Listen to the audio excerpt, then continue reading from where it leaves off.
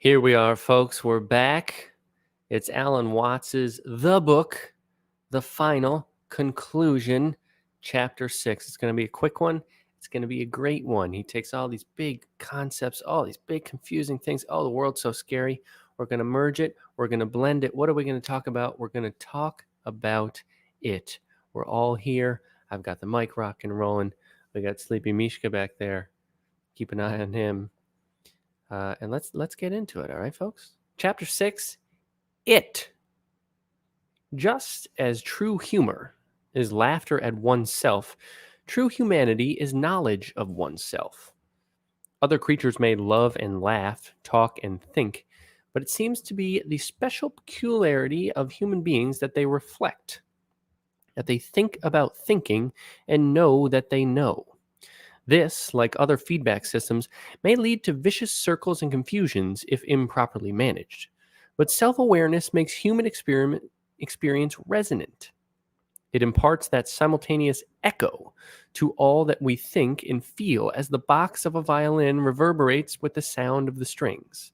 It gives depth and volume to what would otherwise be shallow and flat.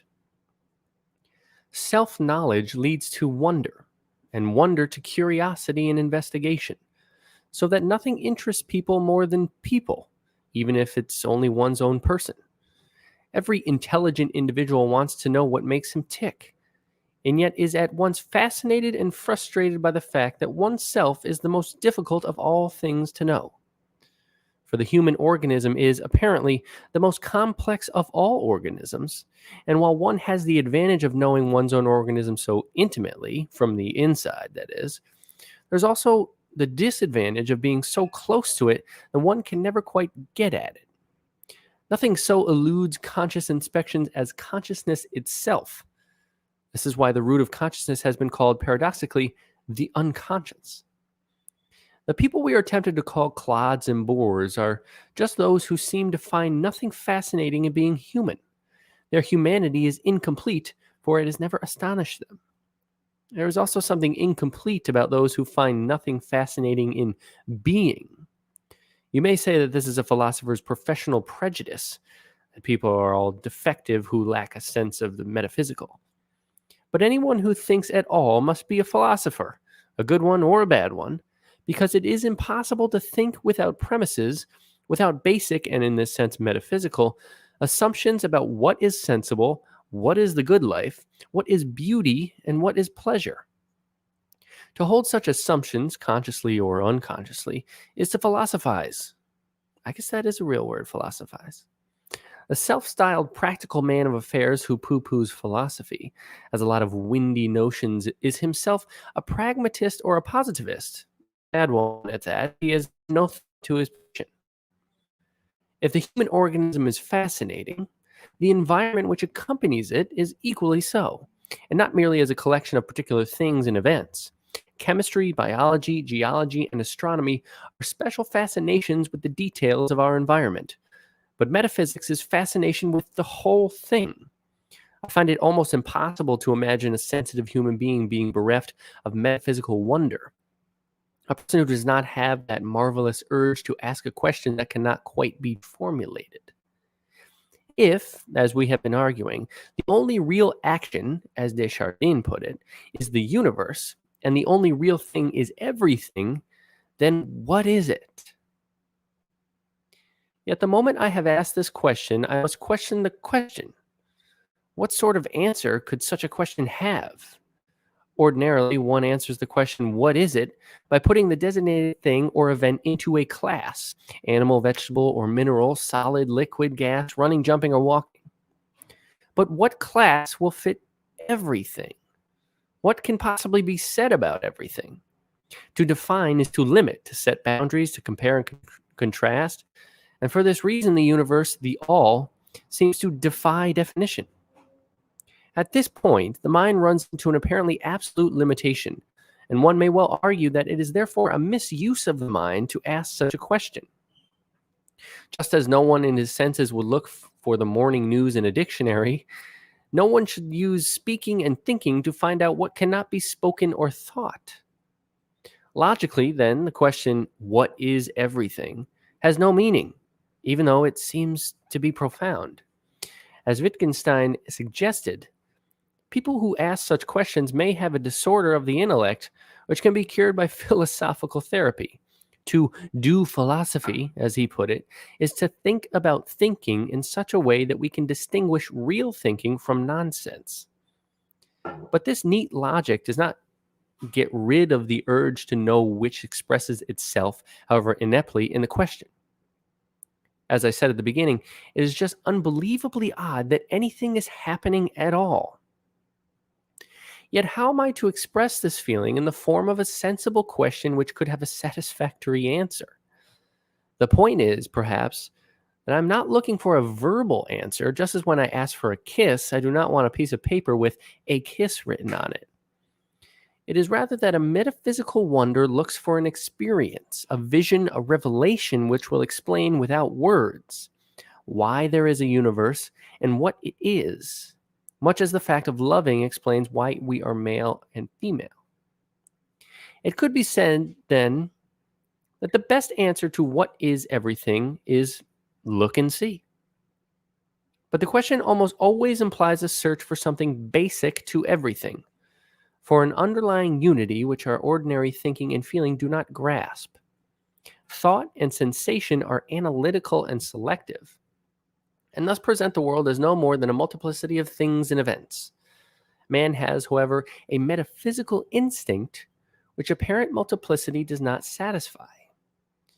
What guarantee is there that the five senses taken together do cover the whole of possible experience? They cover simply our actual experience, our human knowledge of facts and events. There are gaps between the fingers, there are gaps between the senses. In these gaps is the darkness which hides the connection between things. This darkness is the source of our vague fears and anxieties, but also the home of the gods. They alone see the connections, the total relevance of everything that happens. That which now comes to us in bits and pieces, the accidents which exist only in our heads, in our limited perceptions. Man is therefore intuitively certain that the entire multitude of things and events is on or in something, as reflections are on a mirror, sounds on a diaphragm, lights and colors in a diamond, or the words and music of a song in the singer. This is perhaps because man is himself a unified organism, and that if things and events are on anything at all, they are on his nervous system. Yet there is obviously more than one nervous system, and what are all nervous systems on? Each other? This mysterious something has been called God, the absolute, nature, substance, energy, space, ether, mind, being, the void, the infinite. Names and ideas which shift in popularity and respectability with the winds of intellectual fashion, of considering the universe intelligent or stupid, superhuman or subhuman, specific or vague. All of them might be dismissed as nonsense noises if the notion of an underlying ground of being were no more than a product of intellectual speculation. But these names are often used to designate the content of a vivid and almost sensorily concrete experience, the unitive experience of the mystic, which, with secondary variations, is found in almost all cultures at all times. Isn't it funny how every culture everywhere has some kind of concept of the God, the universe, the unitive experience of the mystic, as Watts would say? This experience is the transformed sense of self, which I was discussing in the previous chapter.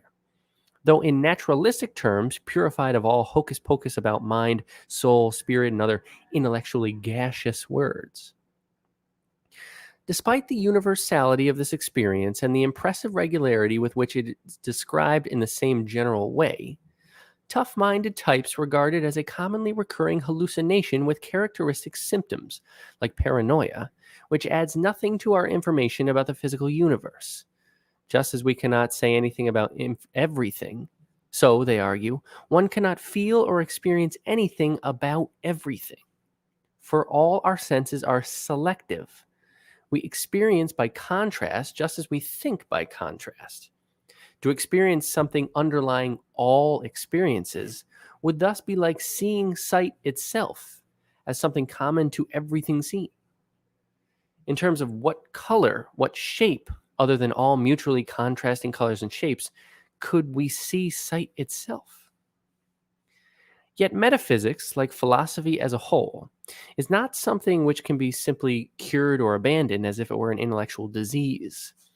The most anti metaphysical philosophers have, in fact, a tacit metaphysics of their own, which lurks behind the assertion that all experience and all knowledge must be of classes and of contrasts and comparisons between them. To put it the simplest way, they will allow that I can know and speak sensibly about something white, since I know white by contrast with black and by comparison with red, orange, yellow, blue, green, indigo, and violet.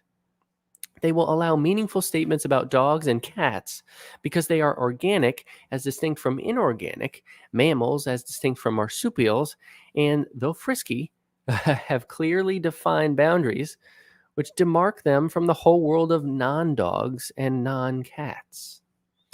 But the underlying assumption that all knowledge is in terms of contrasts is as metaphysical as an assumption can be. Put in another way, all knowledge is a recognition of the mutual relations between sense experiences and or things and events. This comes perilously close to being a meaningful statement about everything. All things are known by their differences from and likenesses to each other. Backed up into this position, the anti-metaphysician can be carried, albeit with screams of protest, to an even deeper metaphysical level. Grant that the statement, everything is energy, conveys no more information than everything is everything. To describe energy, I must differentiate it from non-energy or from mass, and thus if everything is to include non-energy, mass, uninformative, but also nonsense to say that everything is energy. If then we are going to insist that energy can be known and described only by contrast with non-energy, this is virtually the same as saying that energy or motion is manifested, or simply exists, only by contrast with something relatively inert. But in this event, energy depends on the inert for being energetic, and the inert depends on the energetic for being inert. This relativity or interdependence of the two is as close to a metaphysical unity underlying differences as anyone could wish.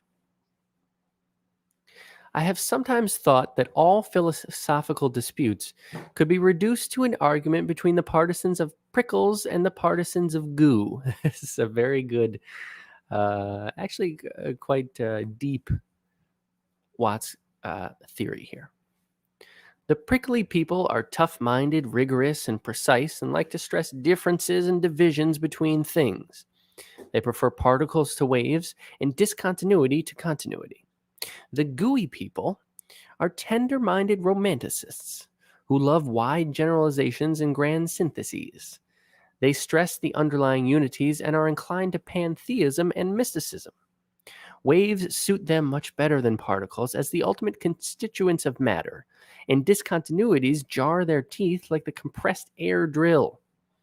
Prickly philosophers consider the gooey ones rather disgusting, undisciplined, vague dreamers who slide over hard facts like an intellectual slime which threatens to engulf the whole universe in an undifferentiated aesthetic continuum, courtesy of Professor F.S.C. Northrop. Gosh, you know you're a badass when you have 3 initials. F.S.C. Northrop. Shout out to Mr. Northrop there. But gooey philosophers think of their prickly colleagues as animated skeletons that rattle and click without any flesh or vital juices, as dry and desiccated mechanisms bereft of all inner feelings. Either party would be hopelessly lost without the other, because there would be nothing to argue about. No one would know what his position was, and the whole course of philosophy would come to an end. As things now stand in the world of academic philosophy, the prickly people have had the upper hand in both England and the United States for some years. With their penchant for linguistic analysis, mathematical logic, and scientific empiricism, they have aligned philosophy with the mystique of science, have begun to transform the philosopher's library or mountain retreat into something nearer to a laboratory, and, as William Earle said, would come to work in white coats if they thought they could get away with it.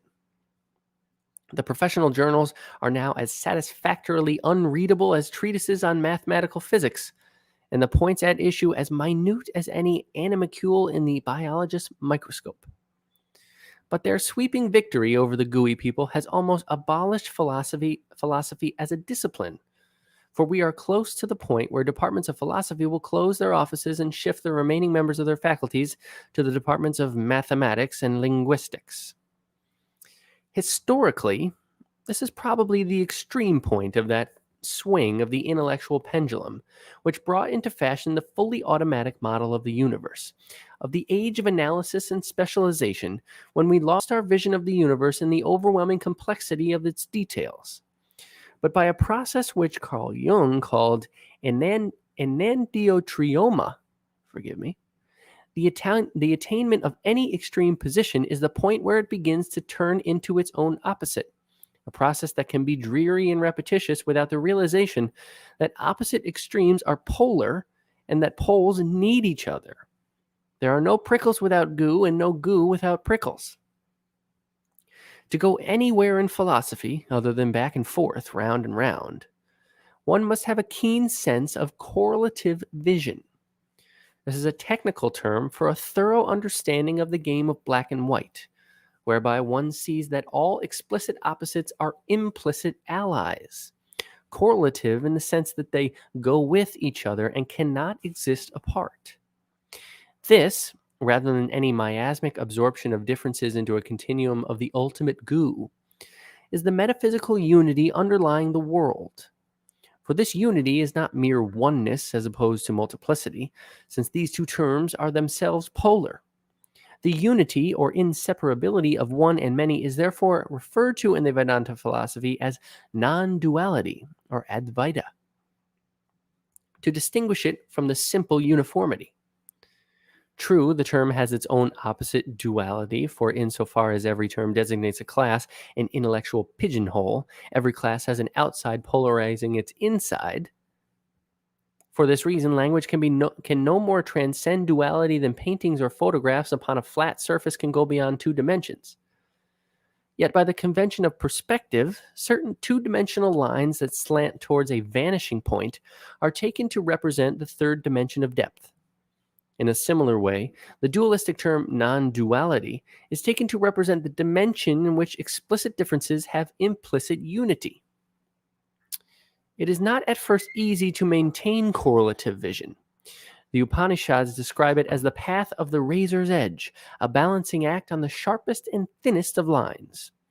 For to ordinary vision, there is nothing visible between classes and opposites. Life is a series of urgent choices demanding firm commitment to this or to that.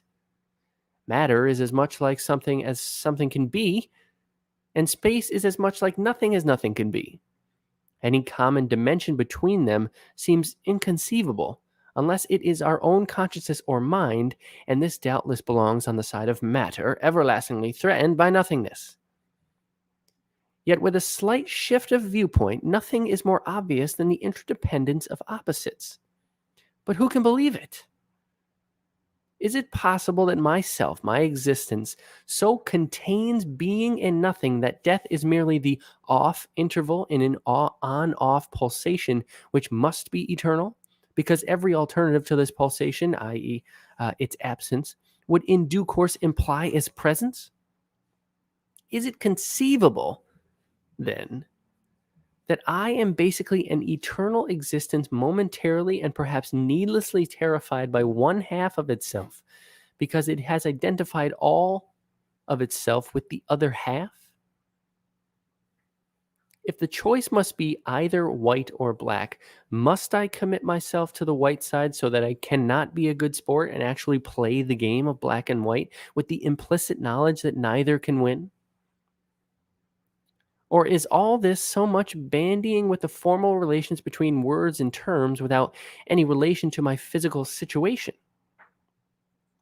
To answer the last question affirmatively, I should have to believe that the logic of thought is quite arbitrary, that it is a purely and strictly human invention without any basis in the physical universe.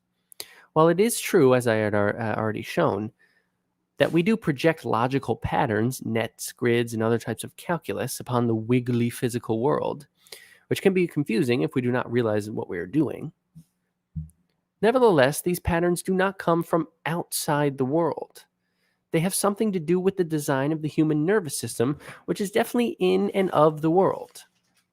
Furthermore, I have shown that correlative thinking about the relation of organism to environment is far more compatible with the physical senses than our archaic and prevalent notions of the self as something confronting an alien and separate world. To sever the connections between human logic and the physical universe, I would have to revert to the myth of the ego as an isolated, independent observer for whom the rest of the world is absolutely external and other. Neither neurology nor biology nor sociology can subscribe to this. If, on the other hand, self and other, subject and object, organism and environment are the poles of a single process, that is my true existence. As the Upanishad said, that is the self, that is the real, that art thou. But I cannot think or say anything about that, or as I should now call it, unless I resort to the convention of using dualistic language as the lines of perspective are used to show depth on a flat surface. This is why we use myth to talk about God. What lies beyond opposites must be discussed, if at all, in terms of opposites. And this means using the language of analogy, metaphor, and myth. The difficulty is not only that language is dualistic insofar as words are labels for mutually exclusive classes. The problem is that it is so much more myself than I thought I was, so central and so basic to my existence that I cannot make it an object. For there is no way to stand outside it, and in fact, no need to do so. For so long as I am trying to grasp it, I am implying that it is not really myself. If it were possible, I am losing the sense of it by attempting to find it. This is why those who really know that they are it invariably say that they do not understand it, for it understands understanding, not the other way about. One cannot and need not go deeper than deep. But the fact that it eludes every description must not, as happens so often, be mistaken for the description of it as the airiest of abstractions, as a literal transparent continuum or undifferentiated cosmic jello. The most concrete image of God the Father, with his white beard and golden robe, is better than that. Yet Western students of Eastern philosophies and religions persistently accuse Hindus and Buddhists of believing in a featureless and gelatinous God, just because the latter insist that every conception or objective image of it is void. But the term void applies to all conceptions, not to it. Yet in speaking and thinking of it, there is no alternative to the use of conceptions and images, and no harm in it so long as we realize what we are doing.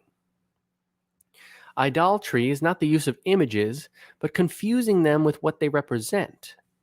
And in this respect, mental images and lofty abstractions can be more insidious than bronze idols.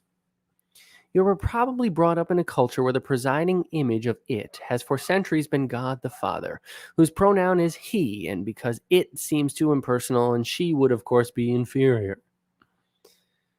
Is this image still workable as a functional myth to provide some consensus about life and its meaning for all the diverse peoples and cultures of this planet? Frankly, the image of God the Father has become ridiculous. That is, unless you read St. Thomas Aquinas or Martin Buber or Paul Tillich and realized that you can be a devout Jew or Christian without having to believe literally in the cosmic male parent.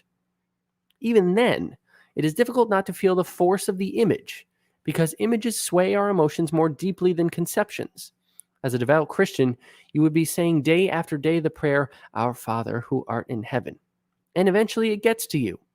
You are relating emotionally to it as to an idealized father, male, loving but stern, and a personal being quite other than yourself. Obviously, you must be other than God, so long as you conceive yourself as the separate ego. But when we realize that this form of identity is no more than a social institution, and one which has ceased to be a workable life game, the sharp division between oneself and the ultimate reality is no longer relevant. Furthermore, the younger members of our society have for some time been in growing rebellion against paternal authority and the paternal state. For one reason, the home in an industrial society is chiefly a dormitory, and the father does not work there, with the result that wife and children have no part in his vocation. He's just a character who brings in money, and after working hours, he is supposed to forget about his job and have fun. Novels, magazines, television, and popular cartoons therefore portray Dad as an incompetent clown. And the image has some truth in it, because Dad has fallen for the hoax that work is simply something you do to make money, and with money, you can get anything you want. It is no wonder that an increasing proportion of college students want no part in Dad's world, and will do anything to avoid the rat race of the salesman, commuter, clerk, and corporate executive. Professional men, too, architects, doctors, lawyers, ministers, and professors, have offices away from home, and thus, because the demands of their families boil down more and more to money, are ever more tempted to regard even professional vocations as ways of making money. All this is further aggravated by the fact that parents no longer educate their own children. Thus, the child does not grow up with understanding of or enthusiasm for his father's work. Instead, he is sent to an understaffed school run mostly by women, which, under the circumstances, can do no more than hand out mass-produced education, which prepares the child for everything and nothing. It has no relation whatever to his father's vocation. Along with this devaluation of the father, we are becoming accustomed to the conception of the universe so mysterious and so impressive that even the best father image will no longer do for an explanation of what makes it run. But the problem, then, is that it is impossible for us to conceive an image higher than the human image. Few of us have ever met an angel, and probably would not recognize it if we saw one, and our images of an impersonal and superpersonal God are hopelessly subhuman. Jello, featureless light, homogenized space, or a whopping jolt of electricity. However, our image of man is changing as it becomes clearer and clearer that the human being is not simply and only his physical organism. My body is also my total environment, and this must be measured by light years in the billions. Hitherto, the poets and philosophers of science have used the vast expanse and duration of the universe as a pretext for reflections on the unimportance of man, forgetting that man, with that enchanted loom, the brain, is precisely what transforms this immense electrical pulsation into light and color, shape and sound, large and small, hard and heavy, long and short. In knowing the world, we humanize it. And if, as we discover it, we are astonished at its dimensions and its complexity, we should be just as astonished that we have the brains to perceive it. Hitherto, we have been taught, however, that we are not really responsible for our brains. We do not know, in terms of words or figures, how they are constructed, and thus it seems that the brain and the organism as a whole are an ingenious vehicle which has been given to us, or an uncanny maze in which we are temporarily trapped. In other words, we accepted a definition of ourselves which confined the self to the source and to the limitations of conscious attention. This definition is miserably insufficient, for in fact, we know how to grow brains and eyes, ears and fingers, hearts and bones in just the same way that we know how to walk and breathe, talk and think, only we can't put it into words. Words are too slow and too clumsy for describing such things, and conscious attention is too narrow for keeping track of all their details. Thus, it will often happen that when you tell a girl how beautiful she is, she will say, "Now, isn't that just like a man? All you men think about is bodies. Okay, so I'm beautiful, but I got my body from my parents, and it was just luck. I prefer to be admired for myself, not my chassis." Poor little chauffeur. All she is saying is that she has lost touch with her own astonishing wisdom and ingenuity, and wants to be admired for some trivial tricks that she can perform with her conscious attention. And we are all in the same situation, having dissociated ourselves from our bodies and from the whole network of forces in which bodies can come to birth and live. Yet we can still awaken the sense that all this, too, is the self. A self, however, which is far beyond the image of the ego or of the human body as limited by the skin. We then behold the self wherever we look. And its image is the universe in its light and in its darkness, in its bodies and in its spaces. This is the new image of man, but it is still an image. For there remains, to use dualistic words, behind, under, encompassing, and central to it all, the unthinkable it, polarizing itself in the visible contrast of waves and troughs, solids and spaces. But the odd thing is that this it, however inconceivable, is no vapid abstraction. It is very simply and truly yourself. In the words of a Chinese Zen master, nothing is left to you at this moment but to have a good laugh. As Jane Broughton put it, this is it, and I am it, and you are it, and so is that, and he is it, and she is it, and it is it, and that is that. True humor is, indeed, laughter at oneself, at the divine comedy, the fabulous deception whereby one comes to imagine that a creature in existence is not also of existence, that what man is not also what everything is. All the time we know it in our bones, but conscious attention, distracted by details and differences, cannot see the whole for the parts. The major trick in this deception, of course, is death.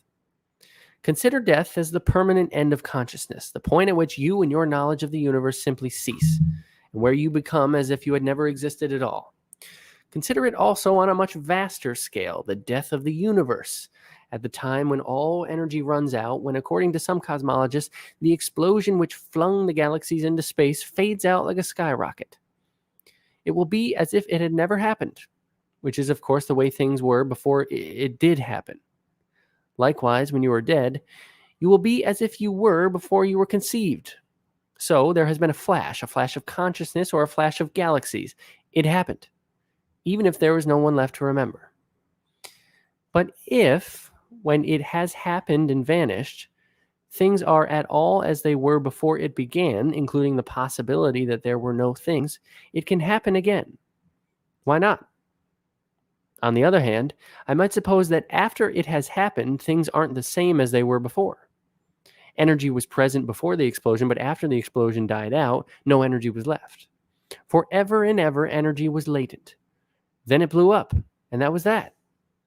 It is perhaps possible to imagine that what had always existed got tired of itself, blew up, and stopped. But this is a greater strain on my imagination than the idea that these flashes are periodic and rhythmic. They may go on or round and round. It doesn't make much of a difference. Furthermore, if latent energy had always existed before the explosion, I find it difficult to think of a single particular time coming when it had to stop. Can anything be half eternal? That is, can a process which had no beginning come to an end? I presume then that with my own death I shall forget who I was, just my attention is unable to recall, if it ever knew, how to form the cells in my brain and the patterns of the veins. Conscious memory plays little part in our biological existence. Thus, as my sensation of I-ness, of being alive, once came into being without conscious memory or intent, so it will arise again and again as the central self, the it, appears as a self/other situation in its myriads of pulsating forms, always the same and always new, a here in the midst of a there, a now in the midst of then, and a one in the midst of many. And if I forget how many times I have been there, and in how many shapes, this forgetting is the necessary interval of darkness between every pulsation of light. I return in every baby born. Actually, we know this already. After people die, babies are born. And unless they are automata, every one of them is, just as we ourselves were, the I experience coming again into being. The conditions of heredity and environment change, but each of those babies incarnates the same experience of being central to a world that is other. Each infant dawns into life as I did, without any memory of a past. Thus, when I am gone, there can be no experience, no living through of the state of a perpetual has-been. Nature abhors the vacuum, and the I feeling appears again as it did before, and it matters not whether the interval be 10 seconds or billions of years. In all unconsciousness, all times are the same brief instant. This is so obvious that our block against seeing it is the ingrained and compelling myth that the I comes into this world or is thrown out from it in such a way as to have no essential connection with it. Thus, we do not trust the universe to repeat what it has already done, the I itself again and again. We see it as an internal arena in which the individual is no more than a temporary stranger, a visitor who hardly belongs, for the thin ray of consciousness does not shine upon its own source.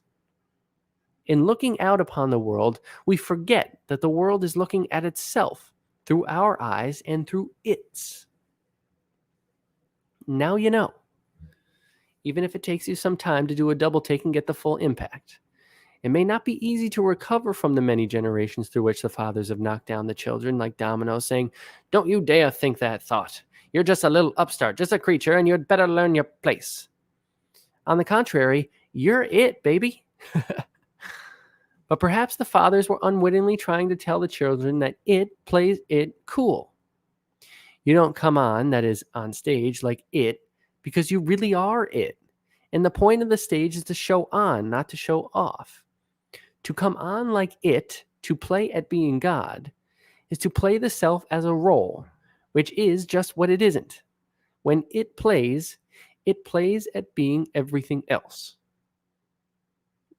And that, my friends, is the conclusion of Alan Watts' seminal 1966 text, The Book. Very interesting what he's talking about. It being the universe, being the God concept. And as he talked about in some earlier chapters, we're so much a part of our environment that it's difficult to draw the distinction between where we technically end and where this thing begins. We often think that our feelings come from inside of us. All our feelings come from inside of us, and we interact with this very strange world. When in fact, I would say many of our feelings probably come from outside of us, and we are impacted by each other in ways that we don't even, consciously, in terms of conscious attention that he's talking about, quite limited. We don't totally understand that.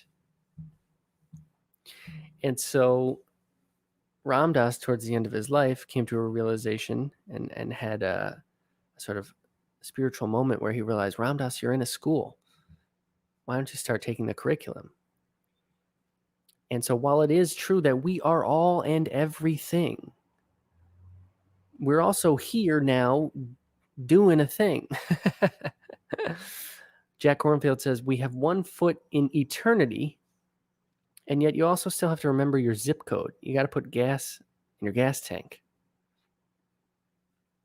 So when Ram Dass says, you're here, why don't you take the curriculum?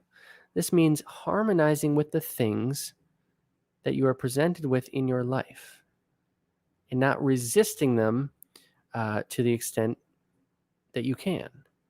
And this is what Watts is putting here, that you don't come on like it because you really are it. And the point of the stage is to show on, not to show off. So obviously, if you've ever met or spoken to anybody who's under the impression that they themselves are the one and true only God, they tend to be cult leaders and very disastrous and destructive people. The fact of the matter is, you are God, man. So am I. But we also have a role in this thing. And it's also worth noting that everything, if it's all particle, if it's all waves, if it's all vibrations, as quantum physics science tells us, it's all waves. What do waves do? Up, down, up, down. Sometimes they're closer. Sometimes they're big, swoopy guys. But when they go up, they eventually go down. And so I think that's a scientific, as Watts is putting here, explanation for reincarnation. And maybe not even reincarnation in the sense that there's a continuity that, like a Hindu kind of conception of the karma game. But rest assured that you will be back. And that concept makes this life that we are living now a lot lighter, because it is kind of a game. And then it's not to say that it's not serious. The Super Bowl is a serious game. So is life. But it is a game. And we are meant to play the roles that we currently find ourselves in. And we are never more than one step away from the spiritual path, from the correct thing to be doing. So I hope if you enjoyed the book, Alan Watts. There's a lot of his lectures on YouTube and things like that. Hear it from the man himself. He's a very funny guy and a very important thinker, I do believe. Tomorrow night on Content Content late night show, we'll have Kyle Butler as a co-host of the Graceline Show, a former pastor, a dear friend of Mike Shot Gomez's. Very interested to speak with him. Of course, we'll be back Sunday, 8 a.m.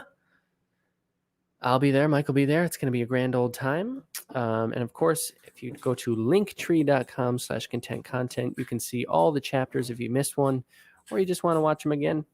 Let me know. You can find everything there. Have a lovely evening.